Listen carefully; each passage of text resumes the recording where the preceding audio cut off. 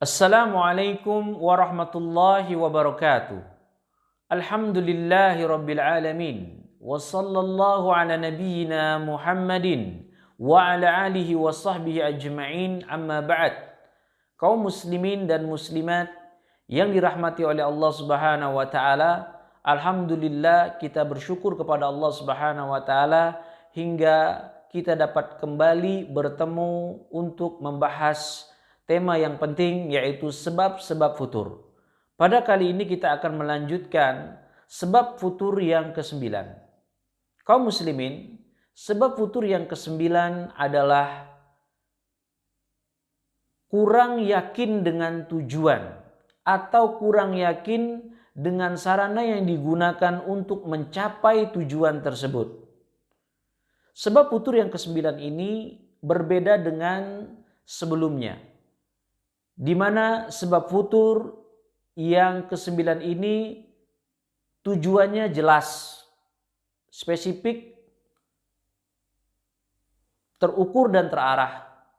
Demikian juga sarana yang digunakan untuk mencapai tujuan jelas, spesifik, terukur dan terarah. Namun kita mendapatkan seseorang tidak yakin dengan tujuan yang dia lalui, atau ada seseorang yang tidak yakin dengan sarana yang dia gunakan untuk mencapai tujuan. Maka bedakan antara dua perkara ini. Yang pertama, seseorang yang tidak yakin dengan tujuan yang dia lalui padahal tujuannya jelas.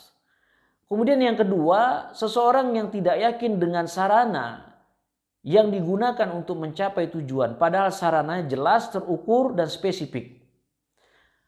Apabila seseorang berada dalam kondisi yang seperti ini, yaitu yang pertama, tidak yakin dengan tujuan yang dia lalui, atau yang kedua, tidak yakin dengan sarana yang dia gunakan, maka orang ini terkadang dapat berjalan dalam waktu tertentu saja.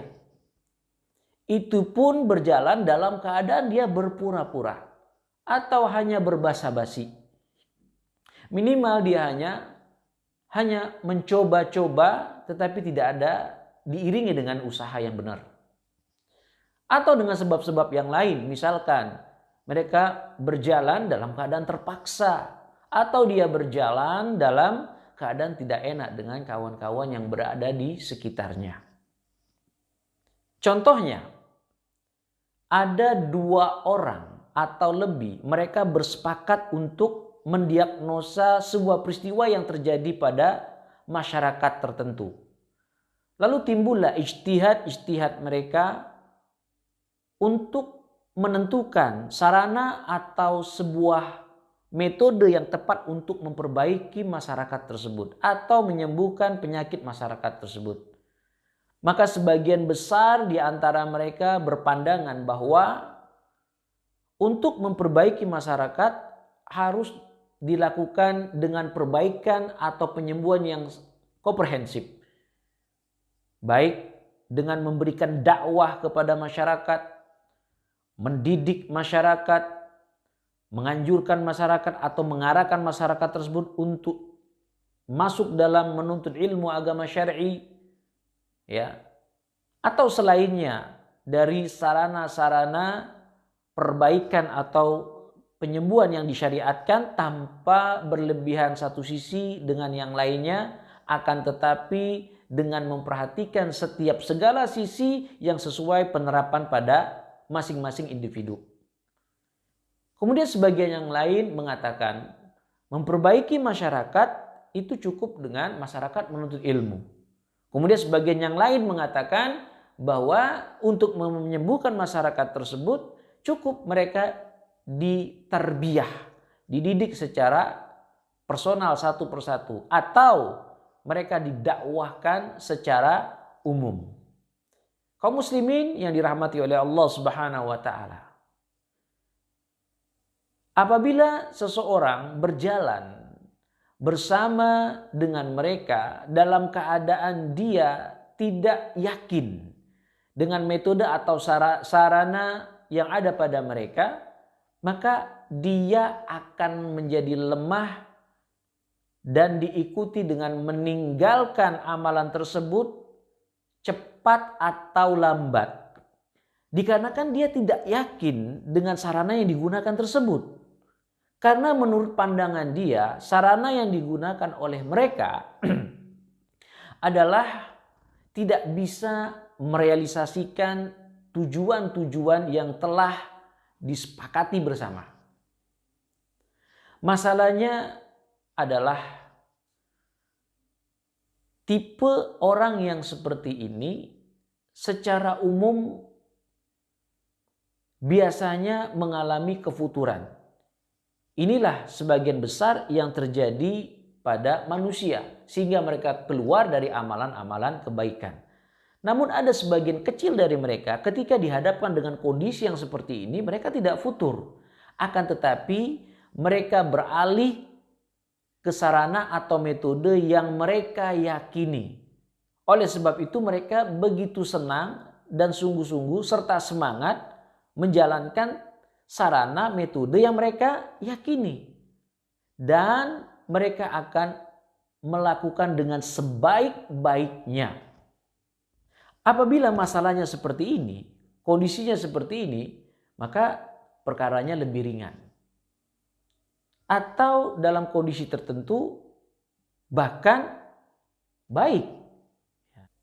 Namun masalahnya adalah mereka menjadikan sarana dan metode yang mereka yakini sebagai bentuk justifikasi untuk menolak sarana dan metode yang tidak mereka yakini. Artinya segala bentuk metode dan sarana orang lain itu tidak akan pernah mereka sedikit terima. Ya, artinya mereka tidak akan sedikit pun terima kalau menyelisih dengan metode dan sarana mereka. Ya, maka ini begitu berat, ya. Karena mereka punya keyakinan, punya prinsip sesuatu yang kalah tidak mungkin namanya berubah menjadi menang. Begitu juga sebaliknya, artinya ketika mereka sudah mengatakan A, maka tidak ada satupun yang bisa merubahnya. Nah, kalau kondisinya seperti ini, berarti orang ini dia tidak yakin dengan sarana yang digunakan. Namun sesungguhnya ada yang lebih parah daripada ini, yaitu seseorang yang tidak yakin dengan tujuan yang sedang dia lalui. Karena sesungguhnya orang yang tidak yakin dengan tujuan yang sedang dia lalui, maka dia tidak akan berjalan lama. Karena dia berjalan menuju sesuatu yang tidak dia yakini. Bahkan terkadang sebelumnya dia tidak tahu tujuan-tujuan ini.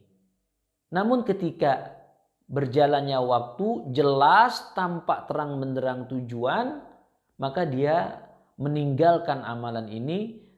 Bahkan ada di antara mereka mengundurkan diri.